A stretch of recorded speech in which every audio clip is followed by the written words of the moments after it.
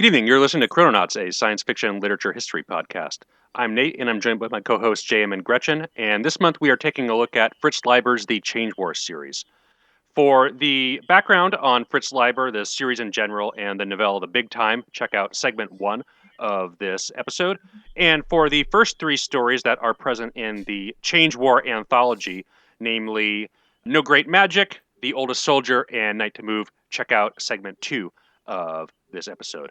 But for this segment, we're going to be taking a look at the next 3 stories in the Change War anthology. The next one in line is Damnation Morning, which was initially published in Fantastic in August of 1959. And this one is an interesting story because this one really does play up a lot of Leiber's horror elements, maybe more so than all the other ones that we've taken a look at this month. They're certainly front and center here.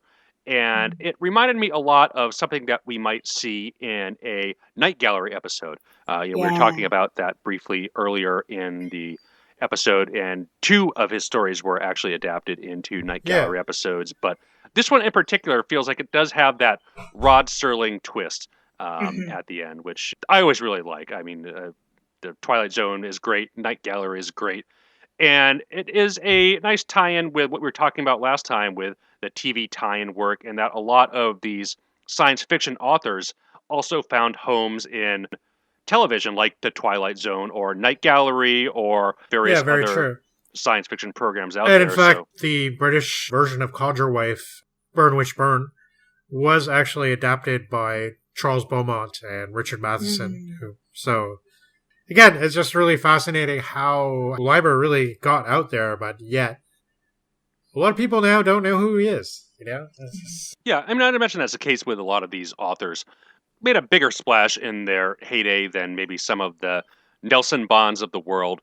But, 50 years later, they're not in the popular conscious the way that a Arthur C. Clarke or a Heinlein or an Asimov is.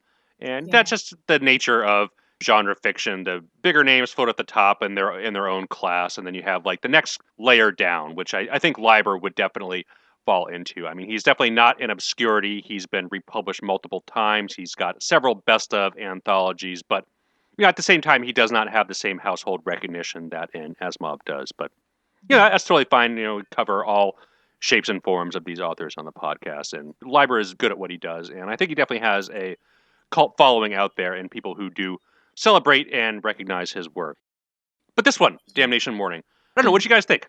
I liked the twist as well, and I agree with what you said about it. It's feeling very like Twilight Zone, like Night Gallery.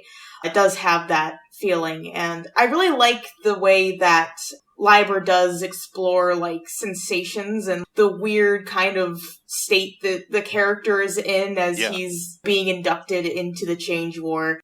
I think that's really cool. Also, I think this is a very interesting story when it's in the context of Leiber's own experiences and like, with alcoholism. Sure. Yeah. Yeah, I think it's really interesting because in The Big Time, one of the things we didn't really go into a lot was the dialogues between the characters, and specifically Bruce and a lot of the points that he brought up. And one of the things he said was, and I think Greta's interpretation and mine was kind of that this is Bruce's romantic side speaking, and that who knows if it's really true or not. But Bruce's romantic side says, great men and women don't accept this bargain with the devil, and they don't accept resurrection. But most people probably would if they were given the chance, right? And Bruce's excuse is, well, I did it because I wanted to do right things and do things for peace and stuff, right? That was kind of how he explained it away in the end. Here we have a guy who's really down and out. It's kind of like got nothing to lose and being recruited for this cause. And it does feel like a deal with the devil in a way. And again, right, you can feel the unfortunate dragging power of the alcoholism that Leiber seems to understand quite well and has incorporated into a lot of his stories in ways that are not always the same. Sometimes it's fun, but sometimes it's horrible, and sometimes it's very soul-crushing. And this story is kind of soul-crushing, I think. And so that's that the horror element really work. No, definitely, yeah. And I mean, the way it starts out, And I might as well get into the plot now, unless you guys have anything else Yeah, to say on the let's non-spoiler go. stuff. So, I mean, the way it starts out, our narrator is just in this, like, deeply hungover state, and everything is in this confusing haze. So, I mean, it's not like he's a principled man like Bruce who knows he can stand up to something or whatever, and he's making a point for morality or whatever. Our narrator just has no idea what's going on whatsoever. Like, he's not aware of what's around him, his surroundings. Like, who is this weird woman? And this is something that Leiber describes very, very much in Our Lady of Darkness as well. Yeah. It's a character who's just coming out of that. Yeah. Something that he knows. Yeah, and I mean, he's very good at describing that state. I mean, in this particular case, it goes beyond just a hangover. The narrator is basically in the throes of delirium tremens. And he's apparently just killed somebody, but again, you can't remember who or why. And he has no idea where he is. I mean, it seems to be in a seedy hotel, but who knows how he got there. And all of a sudden, there's this just like mysterious woman with this weird sigil on her forehead who seems strangely out of time. And she's carrying some strange objects and asked him the very pointed question of, do you want to live? So, not knowing how to respond to this or really where he is or what's going on. Voulez-vous vivre, monsieur? Yeah. Yeah. Yeah, so our narrator ends up answering in the affirmative, but with this uncertainty and reluctance, because, what else would you do? And at that, he's quickly rushed out of the hotel by this weird woman who tells him not to look back because if he does, he'll die. And he takes her very seriously on this point, and it's also noted that this also applies to mirrors, not just the stuff directly behind him. So, dashing through various buildings and into a secret caged elevator, they start to descend to this mysterious organization that he's now a part of, whether he likes it or not, which is, of course, the Spiders. And she tells him to be wary of those with S markings, representing, of course, the snakes. The narrator keeps wanting to return the conversation and his physical presence, perhaps, to the hotel room that he was found in, and really wants to know what happened to him. The woman tells him that she's a resurrectionist who digs the bodies out of the space-time continuum and gives them the freedom of the fourth dimension. And none of this makes any sense at all to him. What does she mean by cutting his lifeline? What are these zombies she's talking about? And most importantly, what is he still doing back there in that room? Hadn't he left with this weird woman? Like, what's going on? She says she'll create a door out of here and administer the test to him, the test being the determination of whether he can live in the fourth dimension or only die in it. Something is pulling him back to that hotel room, the blood scent of the person he's killed, which attracts any spider or snake. But enough of that for now. It's on to the test, which is a surreal flash of the universe throughout all space and time. Certainly not ideal for one in a hangover. And, of course, reoccurring are glimpses of the hotel room where he came from and the snakes. It dawns on him that he can go wherever and see wherever just by willing it, and he realized that this is in fact the test. He's drawn back to the hotel room scene, and at the chaotic scene, the woman tells him to do what he needs to do, and there will be a door ready for him. He sees a man leaping to his death from the hotel roof through his own eyes, so now he's like in the body of this man jumping, and he realizes that it's himself. The man he killed is in fact him. Yeah. What a horrible feeling. I know, yeah. Yeah. Yeah. Yeah. So he's then taken out of the scene by the woman after the impact, and he's brought back to the scene now as like a third-person observer. And he now understands what the zombies are. These masses of people all around him just kind of trapped in this three-dimensional world, unable to break out and, I guess, live the true existence in life and this entire, the big time, I guess you would say. Big time. Right. It's so much larger than life. Did I tell you guys, when I was reading the book, I was sitting somewhere and the Peter Gabriel song came on. Big time. Yeah, right. It Yeah, was like, yeah. so appropriate. Yeah. It really is. Yeah. Yeah.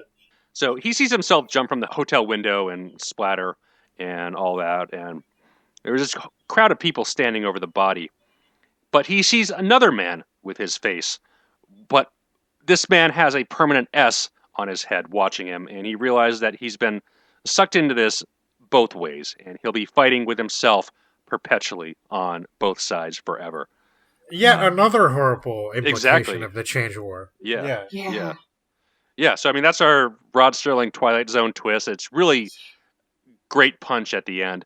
And yeah, I like the way this one plays out a lot. Again, deals with the same themes that we've been talking about for the earlier parts of the episode, but again, plays up on the horror imagery a lot more. It definitely is a lot grimmer and darker than pretty much everything else that we get in this set. It reminds me of this movie called Werewolves on Wheels.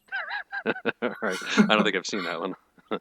It's this movie from the 70s about this biker gang, and they get involved in something and, like, they kill some monk-type people or something like that, and then they go into this...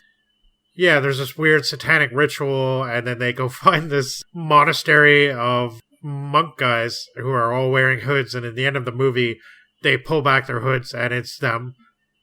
And it's the same people, some ghostly versions of themselves that they've been, like, fighting the whole time. And it's like this weird existential end to this crazy exploitation biker movie from the 70s, and it's like, yeah, it's kind of like that. Yeah. What if we were the real monsters the whole time? Yeah. Yeah. It was us, man. Yeah.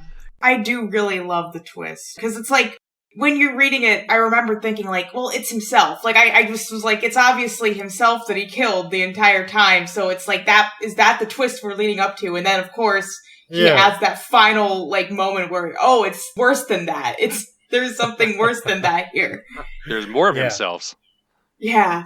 And it also is a really interesting thinking of this along with the replacements of real figures with, like, the snakes and the spiders' agents, where it's sort of, not only does that happen in life, but then it happens still again after life, with both sides taking one person as an agent. And I guess that leads to the whole thing of the big time of really not knowing who's a spider or a snake. I mean, maybe there is a double agent who was once a spider, but they're now a snake because they've been replaced by their doppelganger. I mean, I guess we really don't know how common this phenomenon is of a split personality coming out in both ways, of somebody being recruited twice into a change war. I mean, it's only really talked about here, but I mean, presumably... It reminds me of Lily and how her memories of that, of dying twice, basically. Yeah. This one definitely played up the horror aspect a lot. Yeah. I like that you get the same sort of don't look around thing that's going on in The Oldest Soldier, but it's like, here it's a person who is actually being inducted rather than just an outsider that this is happening to. The implications are a lot worse here. Yeah. And I mean, we get the great, come with me if you want to live type moment at the very moment, like. Yeah. Right. It sets up the tension really high to begin with. So basically, this is like the same thing that he described in The Big Time when Lily told her story. And I kind of like went over that really quickly in the summary, but like that was precisely because, he describes it here in a little bit more detail. Right. I guess that it's like, the recruitment process, right? And again, like Bruce observes, a lot of the recruits, like they're people who died like horribly. That's a perfect way to get recruited into the Change War. A great person who has much notoriety and stuff like that would not be a Change War soldier. Yeah, these people who died horribly and tragically, and these, like, just dying in obscurity because of something like this. Certainly gives you no rest for eternity. Yeah. It even makes it even more tragic, I suppose. Right.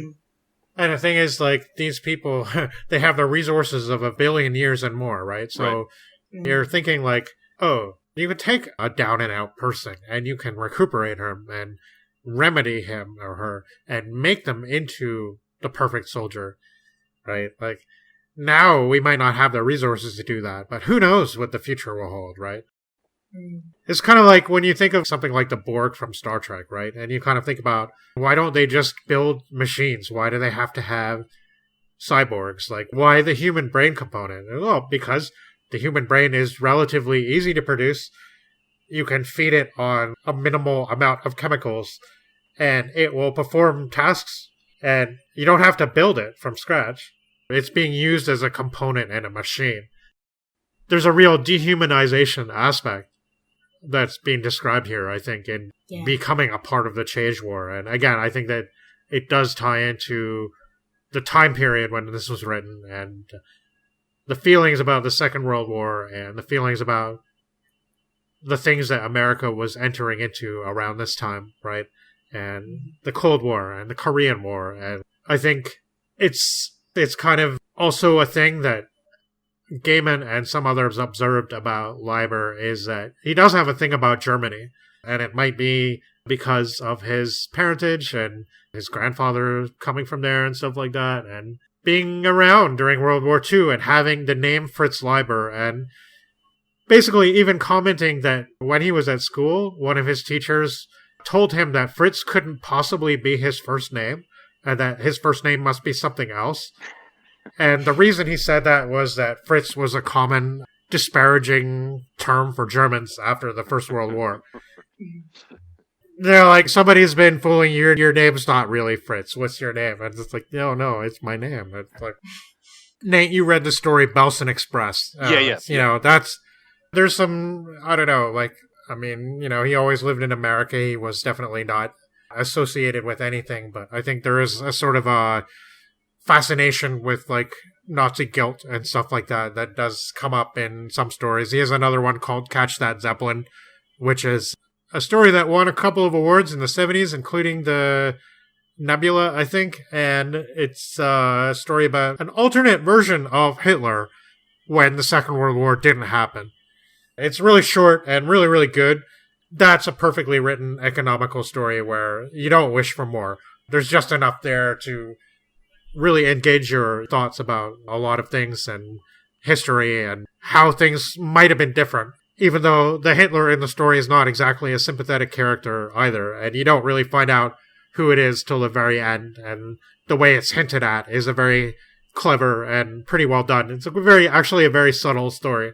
And Belson Express is about a ex-concentration camp. I don't know, I guess he must have been one of the paper pushers or something like that, and he's constantly, like, frothing at the mouth over the newspapers and how they report and talk about the Nazis still, and he thinks it should all be buried and stuff, obviously, because he used to be a part of it. And he's, like, trying to say that it wasn't all that, and I was only doing what I had to do and kind of denying it to himself, and then something, like, horrible and supernatural happens to him. Again, it's kind of this Tales from the Crypt, or maybe Night Gallery, Serling-esque twist kind of thing. Yeah. And he seems to do that a bit, including the next story that we're about to talk about. But yeah, definitely. Yeah. This one's great, but I did feel like after reading it from Lily, I knew what was coming and I knew what this one was going to be like before I got too far into it. The atmosphere was really good, though. Yeah.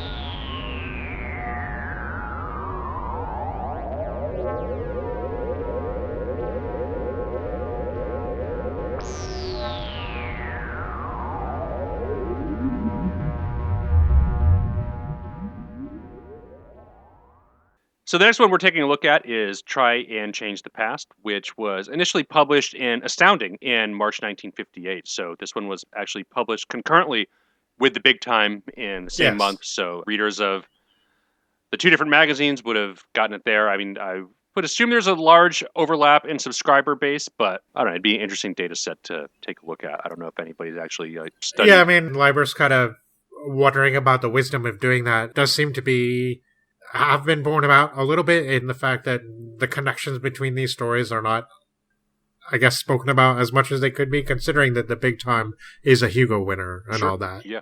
Yeah. This one, again, feels, very TV in the way that it's set up. I mean, obviously that wasn't a thing in 1958, but just all the stuff that's came afterwards. This one feels more Tales from the Crypt than Night Gallery to me, just the way the pacing is, all the twists that come about, and the sense of humor that is here. Yeah. I mean, Yeah. he could have played up the horror element in this one a lot more than he did, but he really tried to take a lighter, more humorous approach here, and I think it works very, very well. I like this Yeah. one as much as the last one, and I'm glad he took a similar kind of concept that could have gone either way, but he took a different direction with it for this, and I think it works out. Yeah. He did, and it was a really interesting choice. I don't know what I think about it, honestly. I a part of me kind of wishes it was more, like, less detached and more from the point of view of the characters of the story. Like, there seems to be a distance, and like you said, it does work. And it makes it seem more lighthearted. I actually really like this one. I kind of like the detached sort of thinking of JM when you were saying about the oldest soldier, like the idea of like a bunch of guys sitting around like telling stories. Like this is just like a random guy coming up to you while he's like at a bar and he's just telling you this story. Like he kind of just assumes, oh yeah, like he just is very casual about the story he's telling you because there was this guy, right? Yeah. And it's like, it kind of fits into this. Obviously, these soldiers have been through a lot, like we've already seen all of the horrors that they've gone through. This feels like one of those moments of a humorous way of coping with all the stuff that's happened to them. True. And it is very like Leiber to write it like that. Yeah. So, and I do like that approach. I guess a part of my head does imagine a slightly different version of this that's more, like, ominous and serious, but I don't know. I think that the way this is told does fit into the Change War stuff very well, and it makes it almost seem like it was a more conscious attempt to build a universe than what first appears, right? Like I was saying earlier, that's very commonplace now, but in the 50s, maybe not quite as much. Not as many people would be aware of the connections between things unless they were really explicitly spelled out, and not many writers were doing that kind of thing. So I like the situation a lot. It's very horror-esque, and he didn't play it up in this one, which, like you were saying, it's really interesting that he chose to do it like this. I do like it a lot, too. I kind of remembered, though, and this is the second time I read it, was for this, and I kind of remembered for the first time, I remembered feeling slightly like, I'm not sure I want this story to be told quite like this, but I really like it. But it just feels like I don't know, he decided not to make this more of an atmospheric horror story. And okay, that's cool. I'd go along with it. Like, the certain aspects of this work really well, because it is a little more lighthearted, and it is more like the guy relating the story of the soldier, and it fits into this concept of the Change War really well. This is what happens when a guy steps out of line, basically. Right. Yeah, no, it's definitely a cool concept, and I think it, more so than the other ones in this set, focuses on the ripple effect of, how much can a change of the timeline really change the timeline. And we get here that, well, it's not infinite, like that one Simpsons Halloween episode where Homer Simpson steps on a bug in the prehistoric past or whatever, and the far future or the present time, it is like totally radically different. Changes like that will have a very, very minor effect in the big time universe. And it really takes a big change to make a big dent in the timeline, which is, I guess, why we're doing things like kidnapping baby Einstein. Right, that's a big deal, right? Yeah.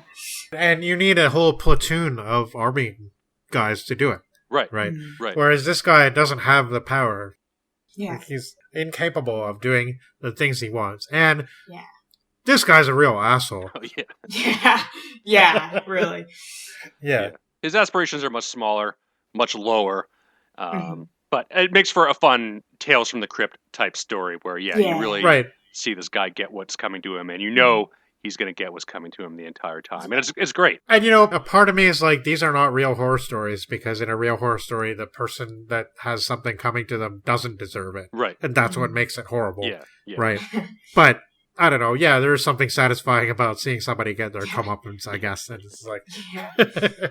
Yeah, I mean, there are the occasional, like, humorous Twilight Zones that this is also kind of like the one with I can't think of the one with, like, the camera where it's those horrible people that, like, are trying to use it for, like, gambling. Yeah. There's just, like, those sorts of stories that this reminds me of. I do love the characterization of time as just being very stubborn. I just think that's a really fun way of looking at changing the past. Yeah.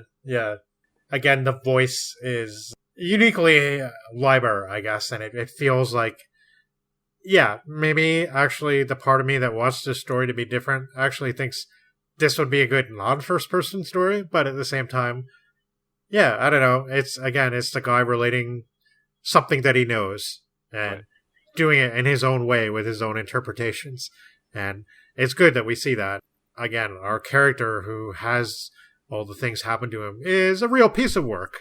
So, we'll talk about what kind of guy he is now, I guess. Yeah. So this is a really short story, so this is going to be a pretty short run through, but here we get a focus on a snake for a bit of a change, I guess. And he's explaining to us that change isn't something where you kick a stone in the Neolithic era and suddenly the conquest of Alexander are gone, but rather change is like a wave or a splash or something that gets dampened out over time. And he's going to illustrate such a point for us. So a fresh recruit, just resurrected, tries to change the past to get him out of death and recruitment, cheat everything and live his normal life. Normally he wouldn't have been able to, but due to recent staffing issues, of course, the place is poorly guarded, so he goes through the dispatching room unguarded and just unseen. So he recounts his death. It is from a meteor shower, and after hearing good news of inheritance money coming to him, he ends up promptly being shot in the head by his wife, who finds proof of his infidelity, and we get a bit of the double remove from body type stuff from the last story. His wife then shoots herself, and he figures out that he can go back in time, and if he prevents himself from being shot, he can maybe claim that inheritance money with his wife still shooting herself, and no one will be the wiser. Of course, this doesn't work, and while the plan initially seems to be going off okay, of the bullet intended for him not actually firing, the not dead version of himself ends up shooting himself anyway. His death is fixed one way or another, and this attempt just left permanent powder burns on his head. He tries a third time, this time avoiding the gunshot, but when he goes outside, he's struck in the head by one of the meteors from the meteor shower. So you just really can't change the past. If you're going to die, you're going to die, and that's just it. And it's a brief little story. It's fun. Nothing too serious here. I'm not sure how much we can realistically tie it into any continuity, given everything that we've said about the continuity and how it relates here. But it's kind of a bit of a framework on how the universe works with, you need a big effort to make a big change. My favorite thing, though, about the story, at the very end, it seems that somebody's kind of been made aware of what he's been trying to do, kind of. Has an idea of what he's doing by continually going into the past. And it's like he knows. And it's like this silent communication between them where the guy's like, a lot of people try to do this kind of shit and it always works out badly for them. And you should just be a good soldier and not try this kind of shit. Don't rock the boat. Yeah, right. Yeah. That's actually my favorite thing about the story is that very end there where it's like, it's almost like the older one knows, right? He's like, because he's kind of, I've seen this before. You think you're so clever by trying to change the past and alter your death. Like, I haven't seen this a million times. And I guess like cheating taxes with the IRS, you might get away for it for a couple years at first due to the fact that they're understaffed and it's a huge bureaucracy, but eventually somebody's going to catch that accounting mistake and, well, that'll be that. Yeah. Kind of reminds me of, again, because I've been watching Star Trek lately, reminds me a little bit of Sisko's leadership style sometimes, where he's like telling somebody or like reaming them out for doing something really terrible, and then he's like, don't do it again. And it's just like, I'll forget about it for now. Or it's something that's like, I kind of approve with what you did, so I'm not going to be too hard on you. Right, exactly. Yeah. Yeah. I also do like that, obviously, the Night to Move had Erica, who was a snake, as, like, the focus. But here we do get the actual first person of a snake agent, which is cool. Yeah, and I mean, we get to see that both sides really aren't that different from one another. Yeah. I mean, I think it's part of the... He does say, like, oh, maybe, what's his name, being called a snake is kind of appropriate, huh? Yeah. Because he's such a sneaky, snaky guy. But, yeah. I think that's another thing I like about these stories is how many things Fritz Leiber can attach to spiders and snakes. The different connotations both of those creatures have. Yeah.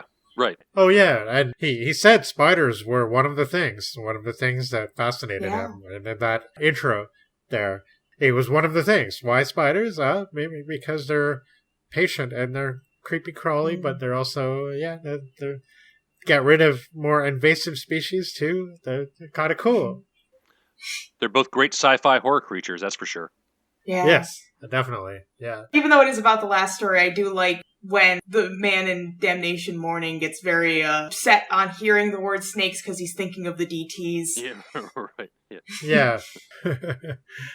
Yeah, and this one definitely is more funny. Yeah. And now, just talking about it, kind of bringing it back into mind, I do appreciate it the way it is. And again, it's like some of the stuff in the big time, the situation seems so horrible, even though the tone can be kind of lighthearted. Right? Mm-hmm. That's a good thing that he does it like that. It makes it really fun, and it definitely feels like the way a lot of nowadays writers would probably handle it as well. Where, this is the worst thing you can possibly imagine, but we're gonna keep you going with it by adding some fun to it and making it a little bit whimsical, and that's kind of how this story feels. But, in fact, all three of these stories, the previous one, this one, and the next one, I should say, all do have that twist for somebody who might deserve it kind of feelings to them. Sure. Maybe not so much in Damnation Morning. I mean, that guy seemed kind of unfortunate, but the next one definitely has that feeling too, and could definitely have fit in well in a show like Tales from the Crypt. Definitely. This is a good one. I'm going to talk about the last story, though, which seems to be one of his more anthologized stories, The Deskful of Girls.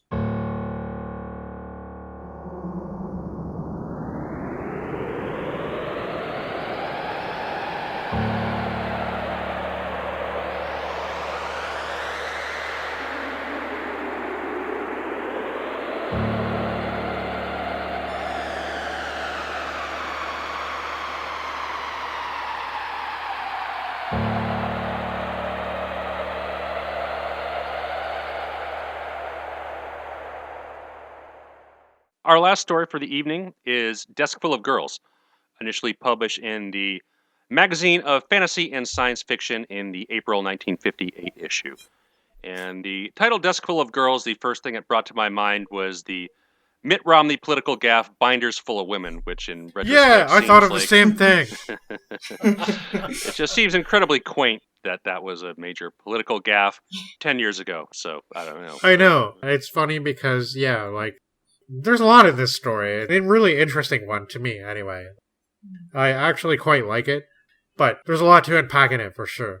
Yeah. So I guess, what do you guys think of this in general? There's some cool stuff in here, I think, for sure. Like Fritz himself said, he saw it as a bit of a reversal of the James Bond stereotype, although he didn't really know specifically about Bond at that time.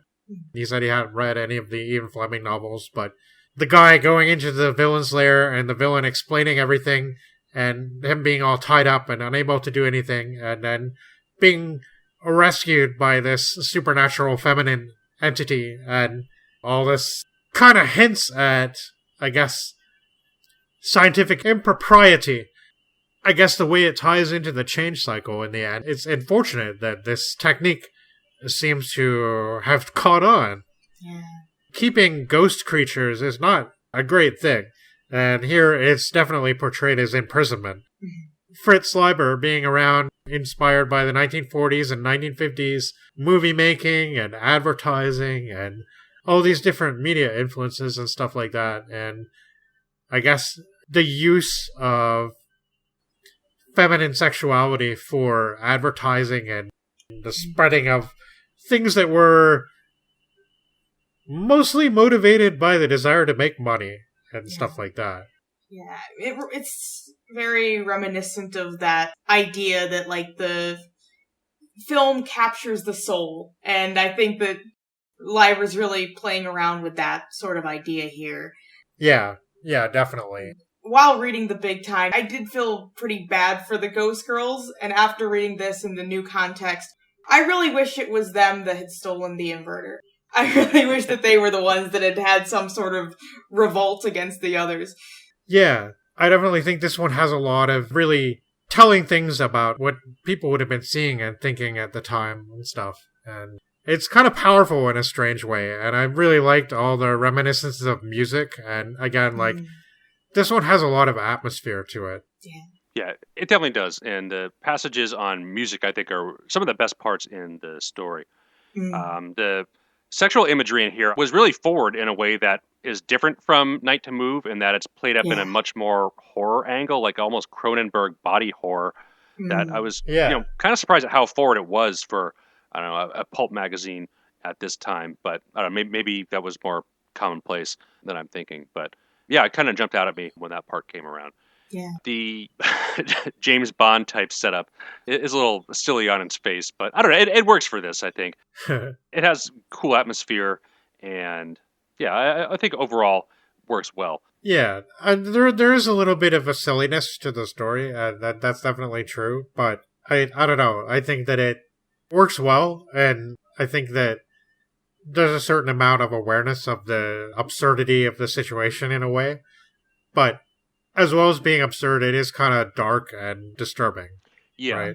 Yeah. So it's like, I don't know, the binders full of women thing, the way that comment, it's so, it is kind of fitting in a way, right? It's just like, right. Stuff them in an envelope somewhere and keep it in a drawer. And just pull them out when you want to experience them. Yeah, I mean, it's extremely dehumanizing, and I think that's actually what physically happens, is a detachment of humanity in a physical sense, in which we'll get to. Yeah, it's an interesting way of looking at it, for sure. I don't think Leiber meant this in any kind of general way, but if this story were written by L. Ron Hubbard, it would probably be like an anti-psychiatry story, right? Because these people are basically psychic vampires sucking you dry, right? And all the people who pay a lot of money to go see these quacks with their organ accumulators and stuff. I don't know. Not that that's an accepted part of psychiatry, but it is mentioned in the story. Yeah, all right. So I guess we'll take a look at what happens in this one. Yeah. So our narrator this time around, Car McKay. Car McKay? I don't know. How are we saying his name? Car McKay, let's go with that.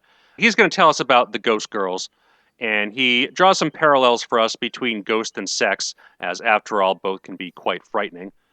A Dr. Emil Slicker, again, I don't know how to pronounce these names. We'll go with Slicker. Offers him a desk full of girls. Again, this is kind of like the variation of the guy sitting at the bar and being like, oh, I got a crazy thing that I could show you. Don't you want to know what the crazy thing that I can show you is? I don't know. Again, it's a fun setup. It is, yeah. It is somewhat goofy, but it's great at the same time. Yeah, a fair amount of, not necessarily double-crossing, but they're playing on each other a lot. Yeah. And, of course, they're all involved in the Big Time, and Slicker is some kind of ESP researcher guy, and McKay's contacting him to try to get some documents from him, which Slicker is using to blackmail a certain Evelyn Cordu. They're at the Countersign Club, which is a real secret big-time location.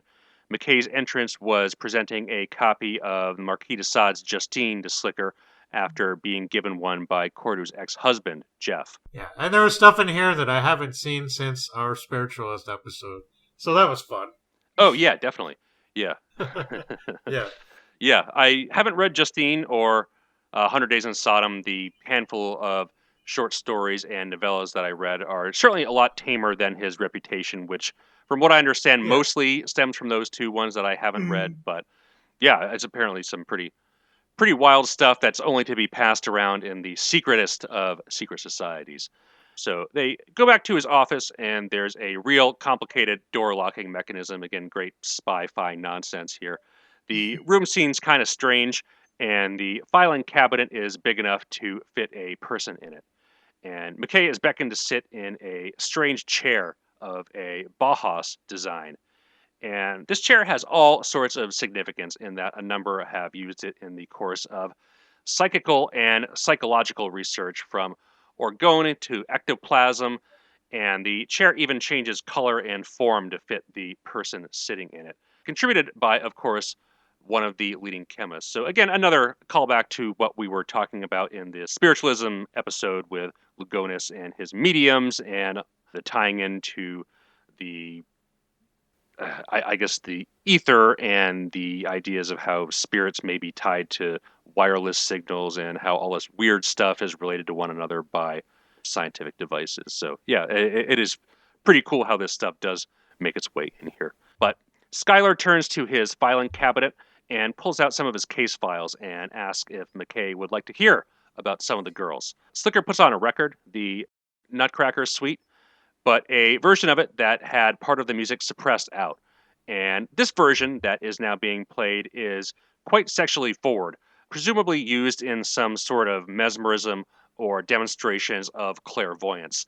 And I really like the idea of not only a secret missing piece from a famous piece of music like the Nutcracker. Every now and then we'll find a deleted chapter or a suppressed chapter from a famous novel that couldn't make it by the censors for whatever reason. But it's more interesting with a piece of music because it's not like there's foul language in the music itself. It's just the tone of the music is sexually charged and spiritual in nature, and it has a different character than a deleted lewd chapter from a novel or something like that. So I was going to mention that was the other one besides his story, Ship of Shadows. The Nutcracker was indeed the musical accompaniment to this story's writing. Right, yeah. That seems pretty obvious when we're taking a look at it, because the Nutcracker is a major character in this story throughout. The hidden, suppressed movement. That's a fun thought as well. Yeah, absolutely. And in this new suppressed version, we're listening to it, and I guess it provides the perfect psychical and mesmeristic soundtrack for going through these case files of salacious gossip and lurid sexual details. And it seems the obvious purpose of this case filing cabinet is blackmail. And he has his cabinets organized by past, present, and future, and goes on to explain that he's demonstrated the phenomenon of ectoplasm, which is often birthed by stimulated women in a deep trance. The birthing, I guess, takes on somewhat of a mannequin-like shell, which, again, an incredibly vulgar and crass image for a mainstream science fiction magazine. It's like this very depraved version of one of the spiritualists that we're reading about in our more 19th century oriented spiritualist episodes. And I don't know, there were definitely some weird things going on with some of those guys, but yeah, this is kind of taking it to the next level of how wrong could it be for the wrong kind of person to be into this stuff. Right, and that's this guy, pretty much. So. I mean, none of the Latin American, I guess, proto-magical realism, weird spiritualism stuff, I don't even know what you want to call that subgenre. But I mean, there's a whole lot of it there, and we go listen to that episode if you want to hear us talk about it more. But it never really takes on a really sexually explicit tone like this does here. I guess the Jarry novel that we covered would make like a crude scatological joke about it. But I mean, this is like body horror imagery that we're seeing quite vividly through the forbidden movement of the Nutcracker, which just makes it even more surreal because you kind of picture what it may sound like.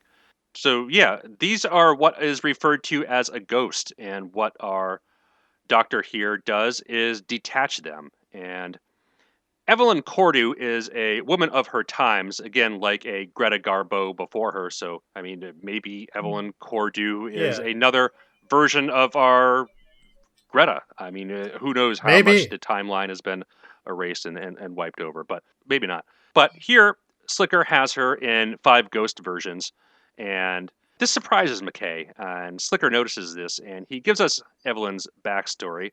She has a Polish last name and grew up in a coal mining town. She came out of the burlesque circuit and found her way into Hollywood stardom. And all his blackmail stuff is just a cover for what she really wants. What she really wants is the 5 ghosts back, but they might kill her in the process of doing so. So what Slicker does here is he presses a button that engages these velvet straps that bind McKay to the chair. And such restraints are necessary for electroshock. And now he's going to see one of Evelyn's ghosts. Slicker orders him to be quiet and gags him with this airtight foam plastic thing.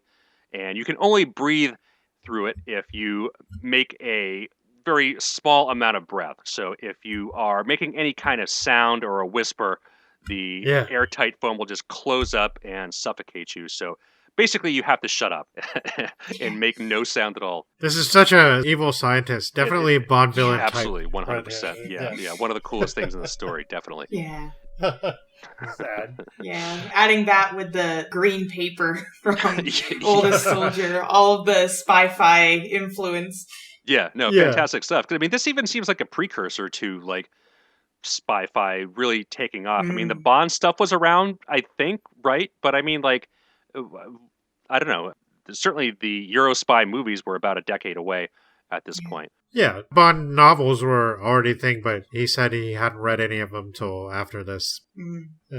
Now, he said, I mean, not now, but in 1984 anyway, when he was talking about it, he said that reading this story was a little bit difficult for him at that time, later on. Like, he kind of had trouble with, I guess, maybe because it was so far in the past, and it was like, he said it was an interesting experience writing it, and he definitely talked a lot about different visions of, I guess, the prominent female sex symbol actress at the time. And it does remind me of, I guess, ideas about Hollywood from then and how everyone was getting into weird psychiatry stuff. And, like, I don't know, it definitely feels classic in a way. Like, it has that kind of weird, twisted stories about the golden age of Hollywood kind of feeling to it. And I think that's part of why I enjoyed it a lot. Yeah. The feeling of this guy finally getting what was coming to him, and I guess you can't really call him the main character because he doesn't really do very much, but the point of view character, anyway, right, is just an observer, right? And he's there to observe the thing happen. And he's powerless to do anything until she comes in and frees him. But in a way, he was the excuse to have all this stuff be opened up. And so, he was being used, I guess, to uncover the truth. And yeah, it's just a shame that this ghost girl technique apparently caught on. But yeah, right.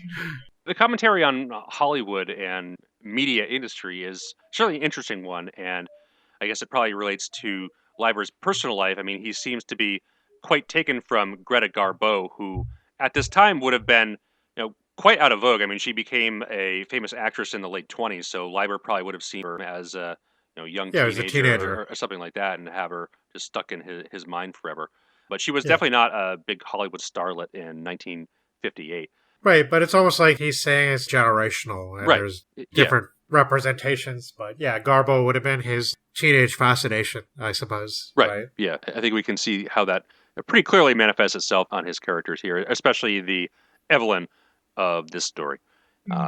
She's very much the same kind of background. Yeah, he does mention Marilyn Monroe several times in this story, and that would have been very contemporary. Right. Yeah, definitely. Yeah. Flesh and the Devil is one of those movies where I downloaded like 15 years ago and never got around to watching. So maybe I'll have to give it a go sometime.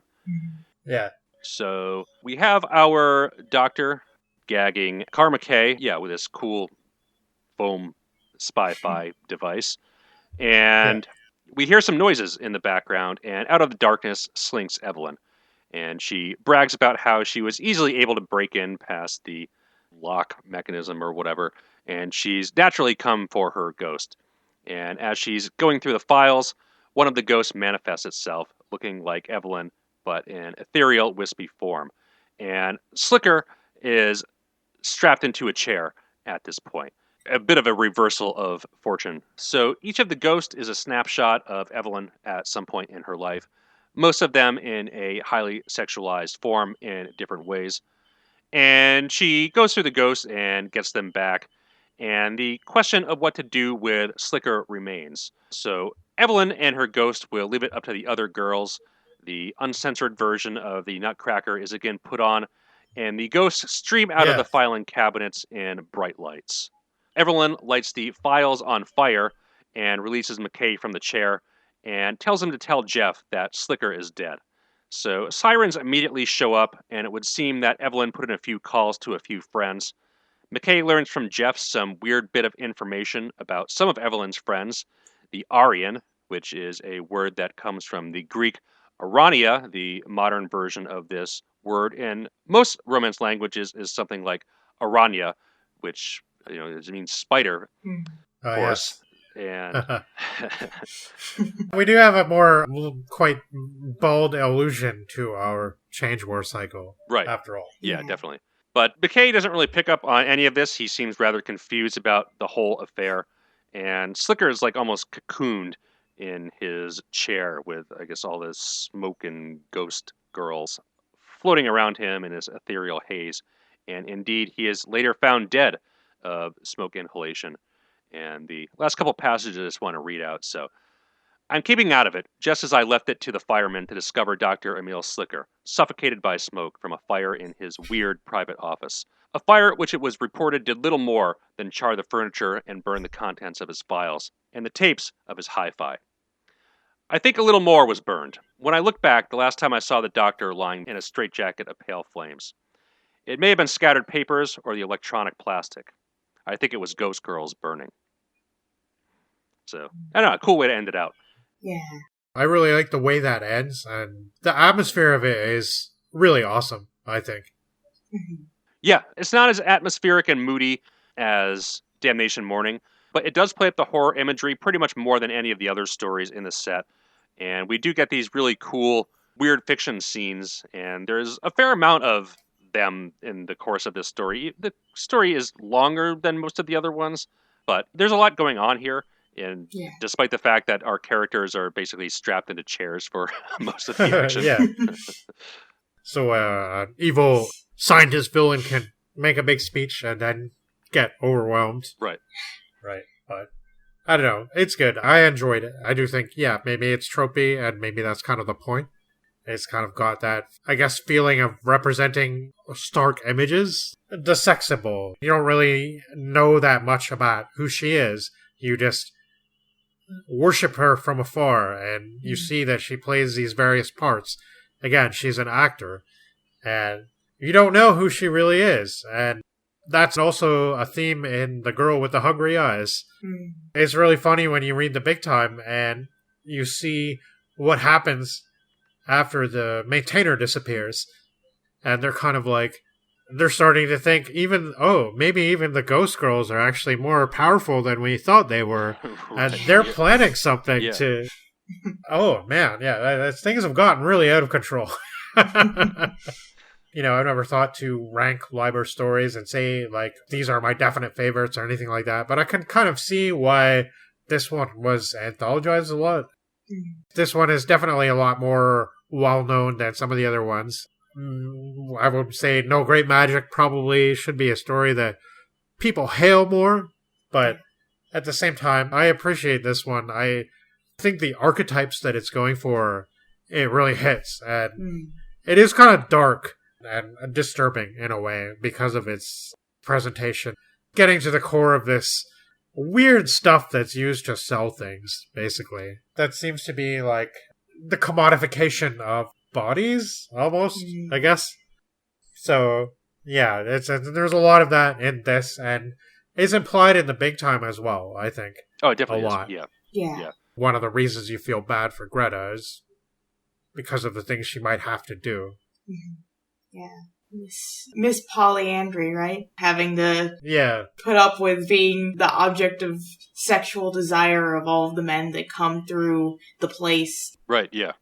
Yeah, it's interesting symbolism of having a literal filing cabinet that you could just draw out and open up and do with what you will, as if it were a piece of information and an inanimate object to be consumed.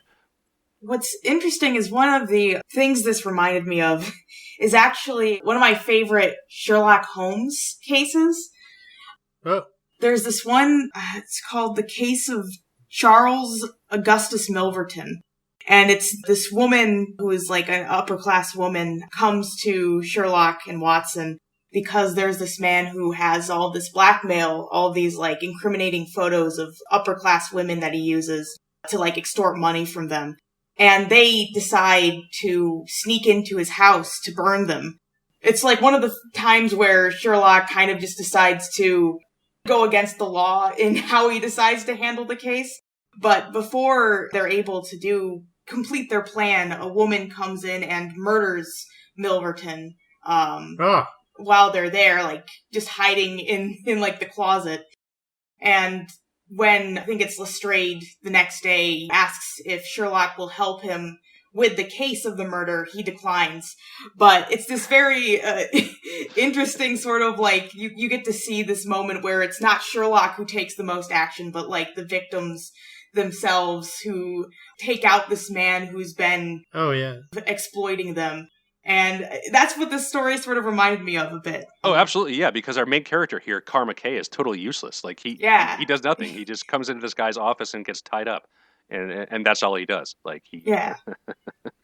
Yeah. It's Evelyn who takes it all in her hands and deals with what actually happened. The story you described is a little bit familiar, but I can't remember. I definitely need to reread that. I like the ones where the formula's challenged a little bit. That one and Scandal in Bohemia are really good ones. Oh, yeah, that's a good one. Yeah, for sure. So did we have anything else on this one, or should we get into the final rankings? I'm ready to go into the rankings. Okay, why don't you start us off? Hold on, let me get my list out there. So, going from least to most favorite, Night to Move was my least favorite. Still liked the potential of it, just didn't live up to it. I do like Deskful of Girls, and I enjoyed it, but I kind of like the atmosphere and some of the stuff going on in the other stories a little more, so Deskful of Girls is 6. 5 is To Change the Past. 4 is Damnation Morning. 3 is The Oldest Soldier. 2 is The Big Time, and the first is No Great Magic, which isn't a surprise. I really love that one. Yeah, it's so good. Yeah, likewise. So mine is kind of similar, but I think might have a little more controversial order. So Night to Move definitely at the bottom. Not bad, but not the greatest. Then I would go Oldest Soldier, Deskful of Girls, then The Big Time, then Damnation Morning. Then I would put Try and Change the Past at number 2. I just really love the comic timing. I mean, it makes it for me, and it's just kind of nice to see that. That's really cool. And then, No Great Magic at number 1. Absolutely loved it from start to finish. Yeah. I really do like the comedy of To Change the Past. I really like that one. Yeah. It is fun. Wow. Okay, cool. We're all different. That's really great. I like that a lot. So I enjoy all these. I enjoy Leiber, as must be evident from all this talk by now. So I'm not going to say that any of these I really disliked, obviously. Yeah, I'd like to say I think all of them are pretty great. Like, I don't dislike any of them myself. Yeah, same. I have minor nitpicks, but they're just that, minor nitpicks. Yeah. Okay, well, I agree. So at the bottom, but not really bottom because it's still good, I would say Damnation Morning. I liked the story a lot. The atmosphere was cool, and the character was relatable in a, like, definitely not a hero kind of way. But I just kind of think that I already experienced that in The Big Time. I didn't necessarily need to have it again because Lily's was so good. It seemed like a supplement again, like an addition. But it was a really good one, and it had a good horror atmosphere. Then, I'd say Night to Move needed more if it was going to be awesome, basically.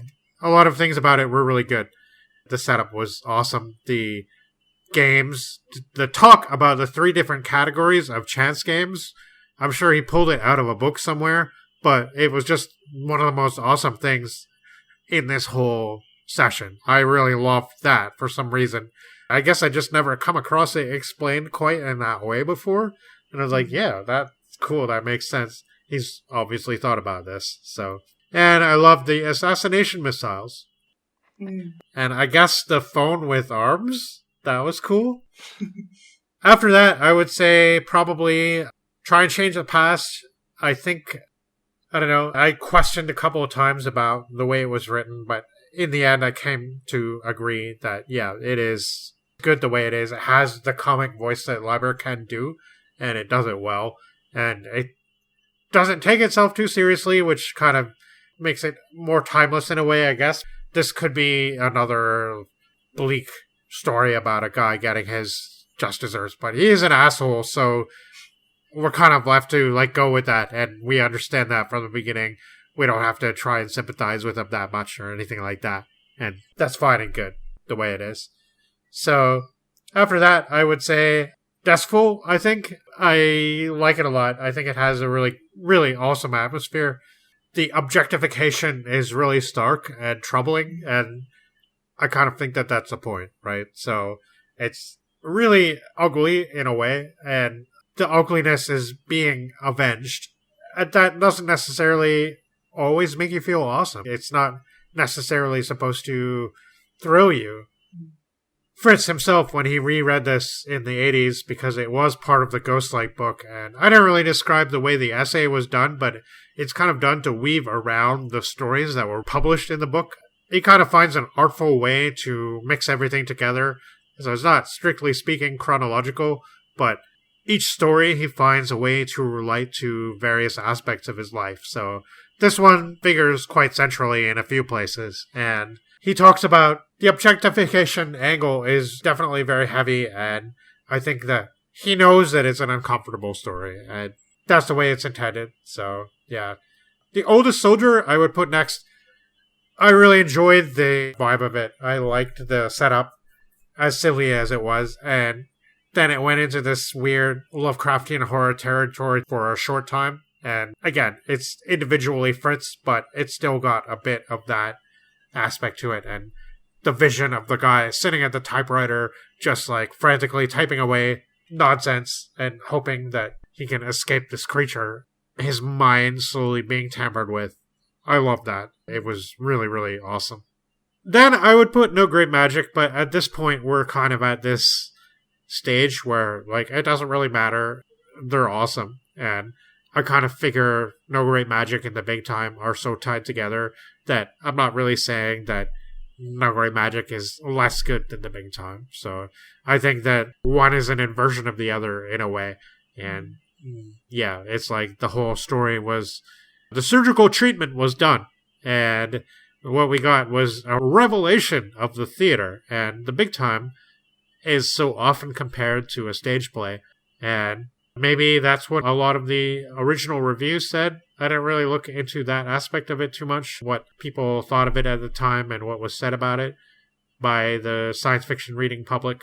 But I kind of feel like maybe he took that and was yeah, well, I'm going to take it one step further then. I'm going to 100% fully incorporate my love of a theater into this story. Maybe it wasn't even that conscious, but it certainly came through. And this story is really exciting. No Great Magic is really, really cool. And if you like The Big Time, you really, really have to read this. Can't stress it enough. Yeah, so the main event, The Big Time for me, I just think that so much is included in here, and there's so much that's hinted at, and so much that can really keep you thinking for a really long time. It's been great to come back to it every few years and re-experience it. But I do think that it's so tied in with all the other stuff, and especially No Great Magic. These are all great. I really enjoyed doing these with you guys. There are definitely some Change War, Time War kind of things. An example that was slightly before this, I think, was Isaac Asimov's book, End of Eternity, which is kind of a story about, people operating in eternity outside of time, influencing events in the timescape, and trying to alter things for their set purposes. And in the Asimov story, there's no Cold War kind of aspect, but it's about people who kind of rebel from this eternity aspect and how controlling it is, really. It's definitely, I think that if we were to do a longer Asimov work, that would be the one, because it's a really great standalone book. And it does cover some of the same ground, I think. Maybe not quite as emotionally and existentially, but it's certainly there. And Nate, you said you had some other things in mind too, right? Nothing from this time, I guess. There's some other franchises out there. The German television show Dark, it focuses on some of the same themes. Oh, yes. Which I really, really enjoyed. So the first thing that came to mind, obviously, is the new Doctor Who series and how this whole thing is supposed to be based on this time war between the Time Lords and the Daleks, right? And how they, at the beginning of the, I guess, conception of the new Doctor Who series, it was supposed to be that they wouldn't show any of that stuff. I think that they kind of made a conscious decision not to do that, but as it goes with shows with a lot of fans and stuff like that, people clamor for things and creators listen. So we now have a lot of accounts of the Time War in Doctor Who and how it supposedly happened, right? But I like the way Leiber handles it here, especially in The Big Time and No Great Magic, where it is like, it doesn't seem like the front lines, although as it turns out, it might be more the front lines than they ever could have hoped for, right? Because that's kind of the essence of No Great Magic, especially, right? So at the end, that's what they're doing. And they are part of the war effort. They're a battle post and a theater. In the Doctor Who series, not only on the television, but like, you know, a lot of the audios and stuff really going into the battles and the things that happen and stuff like that. And I do think something like this is maybe best left a little bit more ambiguous. I don't know what you guys think, but yeah, I never really watched those Doctor Who episodes, to be honest with you. Yeah, I don't know. I like the way Leiber handles it here. He leaves a lot unsaid, and I think that works very well in the saga's favor. Mm-hmm. Yeah, I like the glimpses, and I think that works quite well. This idea of just getting this one person's like perspective on this conflict that is, as we've mentioned before, like so abstract and so giant that it feels appropriate that there's only these like small sort of excursions into this world, and that's what you get. Yeah, I really like that aspect. I think that just kind of thinking about a lot of things lately with these long-running franchises and stuff, and how, I don't know, like I've been watching Star Trek Next Generation with a younger friend, and they've kind of been informed about some general things without actually seeing any Star Trek, so they know about the Borg, and that's a thing, right? And they're like constantly waiting for the Borg to show up. We haven't gotten there yet, but I kind of feel like, okay, yes, it's one thing if you get introduced to the Borg at the beginning and you're like, yeah, it's very threatening and unknown and strange. But the more time you spend with them, the more boring of a antagonist they sort of become. You have to keep trying to do things with them to make them seem less like what they are. And I think that it's kind of the same thing with trying to depict a time war in like meticulous detail, because I kind of feel like your imagination is probably more crazy than whatever you can envisage, right? It's kind of best to keep it in the background, and that's, I think, something that these stories do really well. Yeah. But there are certainly other examples. Cool, Anderson has a Time Patrol series, which has a similar concept, I guess, in a way. Again, it doesn't quite seem so Cold War. There's Joe Haldeman's Forever War from the 1970s, which also won a lot of awards then. I don't know, maybe it was influenced by this. That's definitely something I would consider adding to Chrononauts' list sometime in the future if you want to do more war-type stories. Again, it might be considered a little bit more military sci-fi than this. Again, I don't know where the boundaries of that lie. I remember when I did do Meet with Seth for the Hugo's There podcast, he asked me if I preferred military science fiction, and I said, no, not really. I prefer science fiction that's written a little bit like fantasy, I think is what I said. So, yeah. Yeah, no, same as it's not necessarily my favorite, but I don't really think this is military in nature really at all. So I'm sure we can think of a lot of examples. I saw something about a book recently that got published called "This Is How We Lose the Time War," or something like that. I can't remember the name of the author, but it's two authors who have written it. I think it's like people on two different sides, and one author writes one perspective, and the other author writes the other. That sounds kind of cool. And then very appropriate for a Time War story. Right. Yeah. Maybe we should read that, or maybe I should read that. Some of us should read that. Yeah, I have heard about that, and I've been meaning to check it out at some point, so I'd be interested in reading it. Cool. Just wanted to briefly mention a story I read recently by William Tenn called Sanctuary. And it was a story about the future having embassies in the present. And how somebody from the present who is hated by people now could claim asylum in the future. And the conflicts that would resolve from that. And it's a really interesting story. Really got me thinking a lot about these kind of concepts. And again, another interesting way of kind of expressing what it would be like to have antagonistic forces working through time. Right. Such a crazy concept if you think about it. And if you want to be like, yeah, it's the fourth dimension. That's the next step. That's the new frontier. Horrible to think about. Definitely. I think we've pretty much exhausted the maintainers for now, but why don't we talk about briefly what's going to happen over the next month or two on Chrononauts? We have a lot of interesting stuff with translations ahead of us. Yeah, so I guess the last 5 or so episodes, we've largely been focused on American science fiction from the Golden Age's beginning and how it's developed through the 1930s, 1940s, and now into the 1950s and 60s. But as we've always wanted to do with the podcasts, science fiction is not written only in America and the United Kingdom, but has in fact always been written internationally. And we want to raise a profile and cover some of these more obscure works from other countries that haven't really gotten recognition before, that haven't been translated into English until now. So you can read a number of Russian translations and Ukrainian translations that I've done over the last year on our blog spot. And we're going to be taking a look at 5 of those stories next time, covering 1920s Soviet magazine science fiction. So you could ask the question, was there a science fiction magazine in the Soviet Union in the 1920s? The short answer is no. The longer answer is far more interesting, and you can hear that story for the first time in English next time on the podcast, where we'll be covering the historical background of that whole scene, as well as these 5 stories, which include Alexei Volkov's Aliens, Vladimir Orlovsky's Steckerite, Mikhail Zhuev-Ardinitz's The Lord of Sound, Lisa Kardinalovska's Death of the Happy City, and Anna Barkova's A Steel Husband. So a lot of very interesting things that we'll be covering next time, a wide range of topics that present a viewpoint that you don't really see too often in American science fiction, though there are going to be some obvious parallels that we'll draw with Amazing Stories and Astounding.